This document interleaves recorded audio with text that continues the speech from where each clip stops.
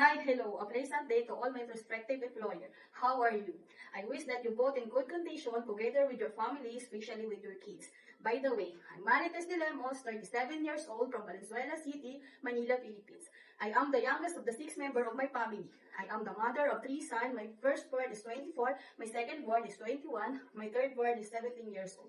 My work experience is a nanny in Doha, Qatar for almost 5 years serving 6 members of the family, which is 2 adults, 2 teens, 1 kids, 1 newborn. One of them is a special child that needs a special care. My main duties and responsibilities is to take care of the kids, a 5-year-old and a 3-year-old. She's a Down syndrome kid that needs a special care, giving them a food, changing a diaper, give them a bath, reading them a story, sleep with them and playing with them when I have free time. Also, I'm the one securing their safety, especially when their parents in their work. I'm the one do a house chores like cleaning their house, vacuuming, washing their clothes, fixing and arranging their stuff. Mom, sir, you will not regret if you hire me.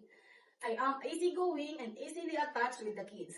I am a hardworking, flexible, and I'm willing to learn more.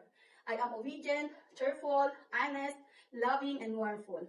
Mom, sir, please hire me, and I assure you that I will love and take care of your kids, together with you and your family. I treat your kids as my own. I treat your house as my own house, and I assure you that your kids is safety with me. Thank you, Mom and Sir. God bless. I hope to serve